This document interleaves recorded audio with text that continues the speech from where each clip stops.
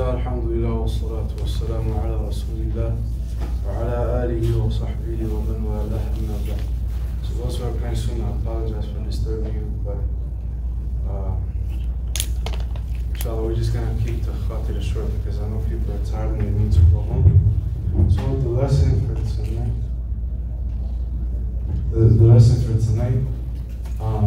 is regarding some of the lessons from the story of Ibrahim and Ismail alayhim as-salam. And some of the ayats we read in this Salatul Isha was related to that.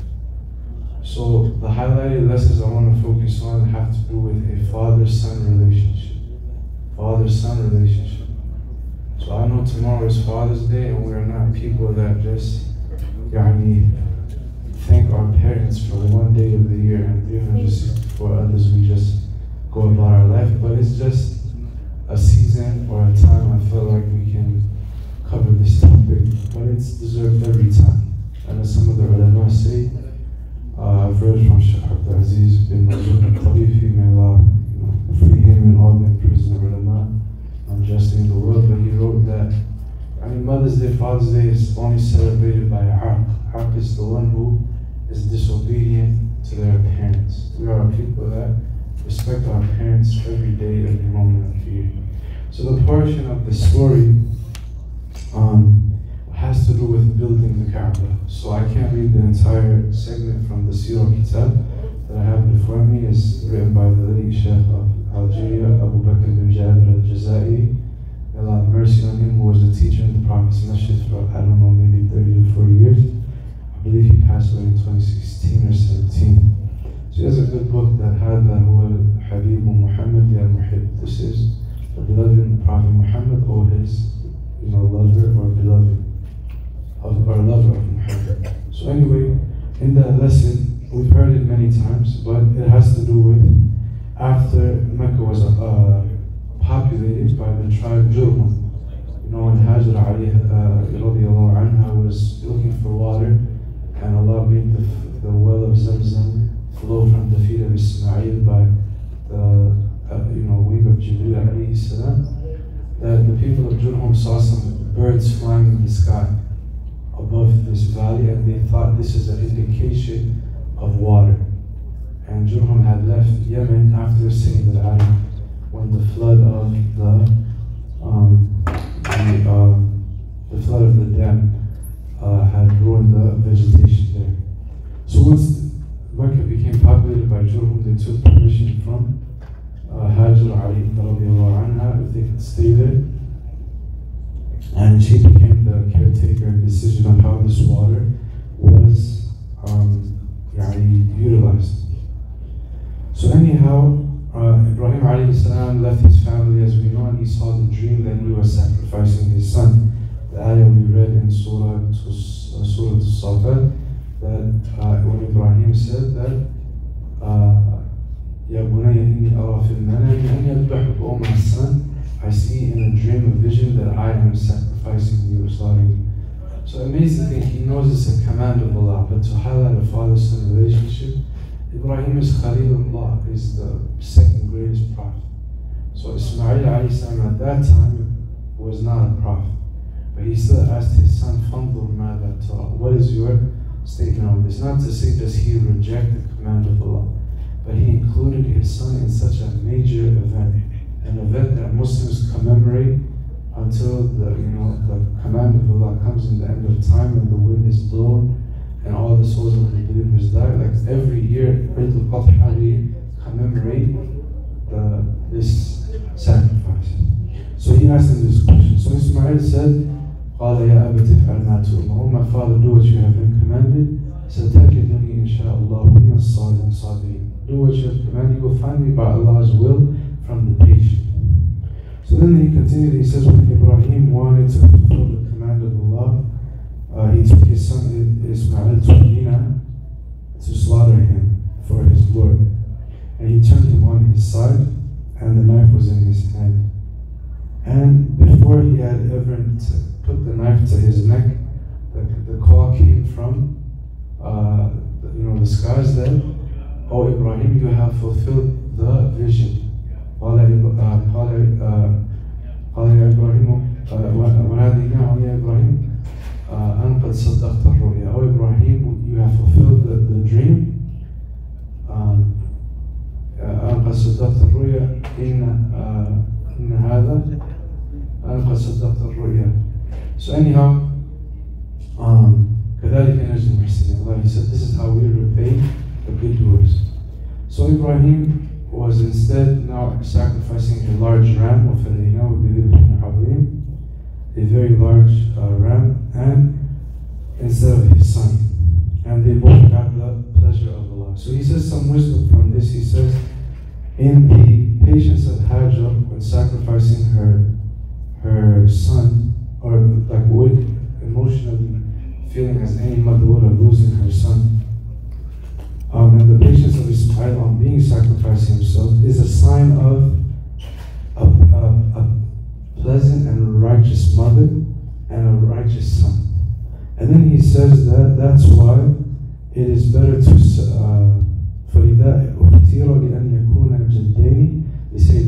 this is why Allah chose these two people, Ismail and Hajar, to be great-grandfather and great-grandmother of the Prophet ﷺ, the best of prophets. And then he mentions a principle.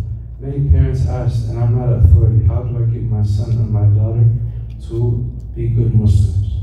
So he says this is a principle. He says, إِنَّ الطَّيُّوبَةِ الْأُصُولِ تَنْتَقِلُ إِلَى الْفُرُوعِ. That good roots, they lead to good branches. And he says, وَقَدْ تَزَهَّوْا الْفُرُوعَ عَلَى الْأُصُولِ.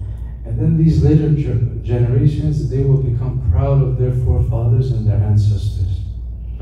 And then Ibrahim alayhi salam, he came another time, which is the crux of the story. I wanted to target the father-son relationship, is that Ibrahim came back to Mecca to check after his son. So Ismail alayhi salam had grown older. He attained the age of puberty and pubescence. He married a woman from the tribe of Jurhum, which was those who came from Yemen. Because Ismail is not from Arab al-Ariba, he's not an Arab, because his father was from Babel, and his native tongue was not Arabic. But he married into the Arabs. Jurhum were from the original Arabs in Yemen. So Ismail learned Arabic from Jurhum, and he became excellent at speaking it. So Ibrahim had come to visit, but Ismail was not home, and he found the wife of Ismail present. So this is after his wife Hajar had passed away. So Ibrahim asked, Aina Ismail, where is Ismail? He didn't say, I'm his father, or Ismail is my son. He said, so the wife of Ismail said he left to go hunting. So then Ibrahim asked her, like anonymously, that how is the condition of your husband? Or what is your condition with your husband? So she started to complain. And this is from poor etiquette. Usually people, it's another topic when you have an issue in marriage, if you're going to talk about your issue, it should be for conflict resolution, to find a solution. You don't badmouth your spouse to any stranger. That's just bad etiquette. So Ibrahim alayhi salam, he asked her this question, how is the condition with your husband? So she didn't mention good. So Ibrahim gave her instructions for Ismail when he comes back. He said that when Ismail comes, then give him my salam and tell him to change the doormat of his house. This is like kinaya, or symbolism. That he's referring for him to divorce his wife. That marriage has its limits. I'm not saying anybody should go through something. But one thing that the Prophet ﷺ had mentioned, and we have to say, not to say that we are against our sisters, but one of the reasons that the Prophet said there are more inhabitants of the hellfire is takfurna al-la'na wa takfurna al-ashir. Other narrations say that tukthir al-shakawa and wa tusawifna al-khayr. That I heard this in the verse of Shaykh Abdul Razak al-Badri in Medina last month, in Masjid Nabawi, that the four things that they curse a lot, not all women were saying, but this is a khasla that is more dominant in some. They are ungrateful to their husbands. And other hadith says they delay the good that they could do now. And the fourth one, he said that they complain too much. So if men have this, we're against it too. We're not saying only women do this. But he told the woman that was married to Ismail to change the doormat of his house. So anyway, when Ismail came back, she gave him the news. She said that this man came with this report. So Ismail knew. He said, that was my father, and he commanded me to divorce you. So a time came back, Ibrahim returned in the future, and Ismail was married to a different woman. The same discourse had happened. He knocked the door. She answered. He said, where's Ismail? He said, he's gone. He said, how was your condition with him? And she mentioned good things. She said that, فَذَكَرَتْ خَيْرًا. So he told her, when your husband comes, give him my greetings and tell him, hold on to the doormat of your house. So this is a lesson. When we have a spouse with good qualities, value them, hold on to them.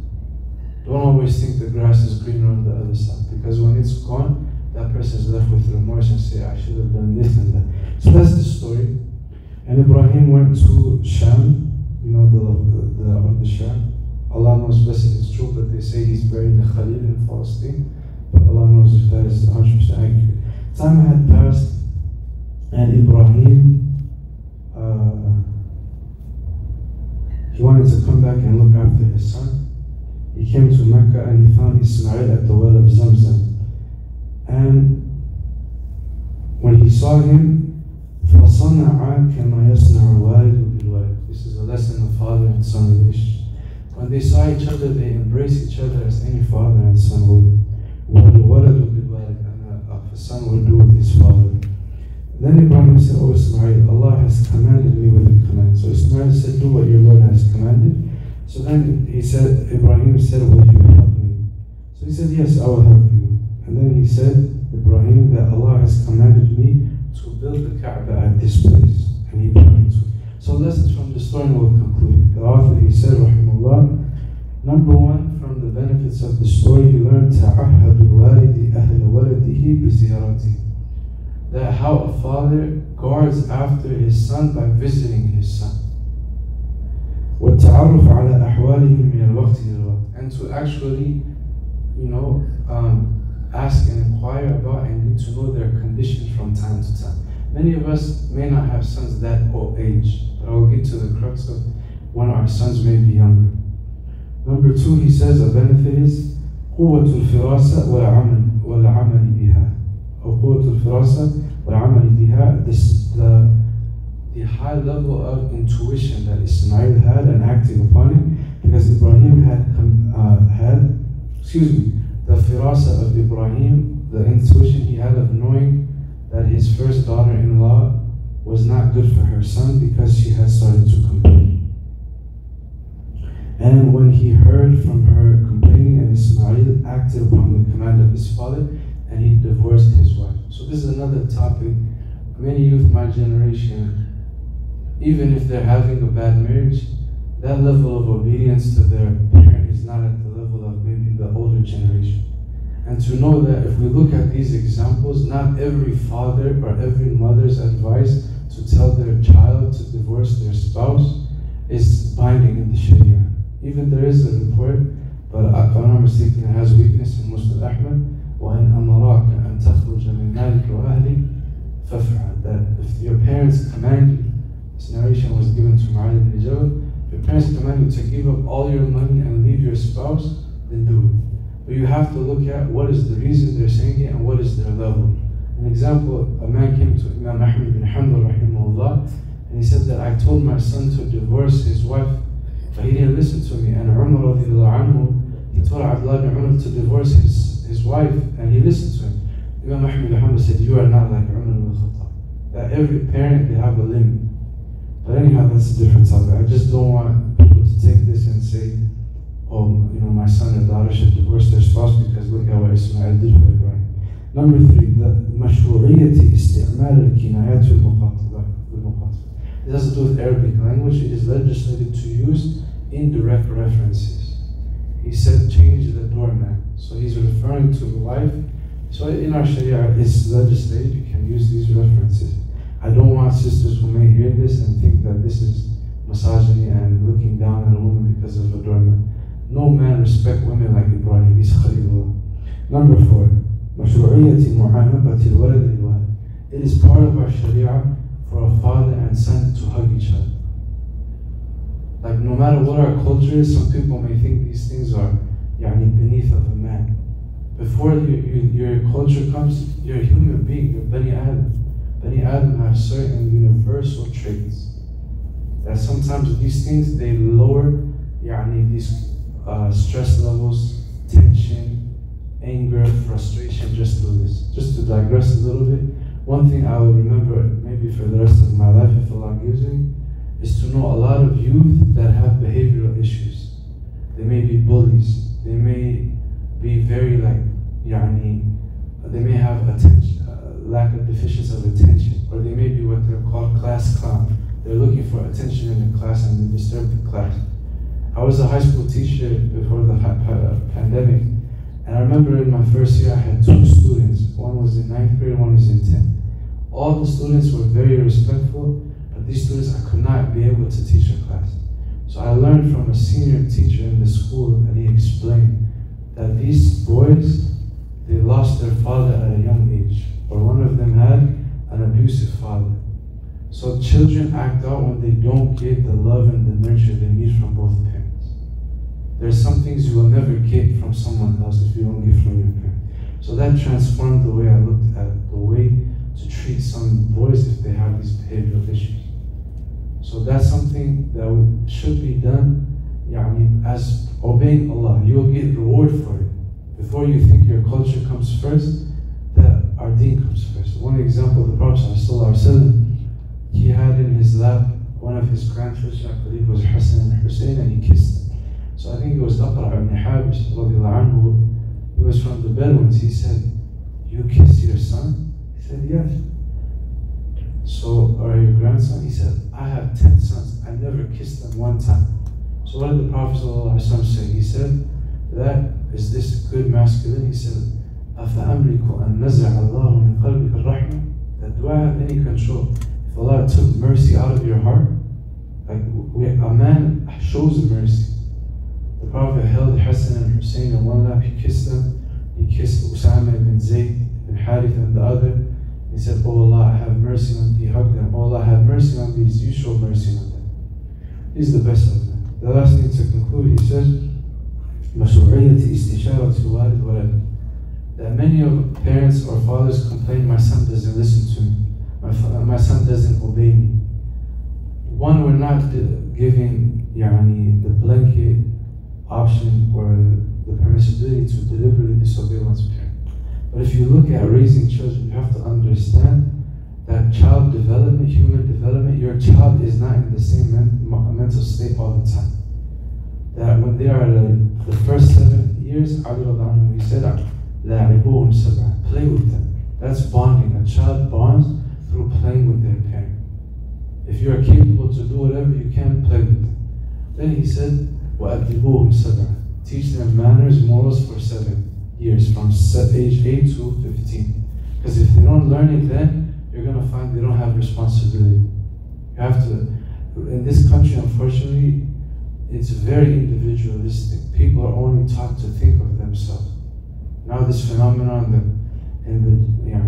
with telephones and smartphones, and if somebody is just asking for help, people just block them. I'm not saying you should take every case, but people are so self-absorbed. Like, people don't have the mercy and compassion to think of others.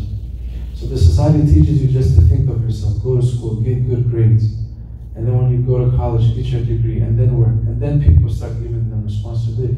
But it has to be trained from a young age. So the lesson you were saying, it's legislated for a father to consult his son. You want your child to respect, it's not just commanding them, but give them, you know how you have an apprentice, you train somebody to take over the program? As a father, you train your son and you consult with them, make them think about future situations. It's not just a matter of, I'm the law, I'm the judge, I'm the jury, I'm execution. Respect is not earned through fear. A lot of times respect can come by showing vulnerability. The last one, he says, وَطَلَبُ الْعَوْنِ مِنْهُ عَلَى أَمْرِ, to seek help from your son on things. That showing that you need your son's help, wallahi, he will respect you so much. And then he says the fact that we know in the Quran, Allah, he says that in our بيت مودع للناس الذي ببكة مباركة وهدى للعالمين, that the Kaaba existed long ago. So this was just my advice. I know there may be other issues, you know, about the mother and her daughter, but just to focus on one thing. I'm a male, I cannot speak for sisters by experience, but this is just one thing I wanted to give this nasiha. Maybe you're already doing things better, alhamdulillah, but this was just some reflection I wanted to share. We ask Allah subhanahu wa ta'ala to bless, you know, the families in the community. Allah ta'ala alam, subhanahu wa ta'ala, bihamdihi, nashhadu an la ilaha illa anta.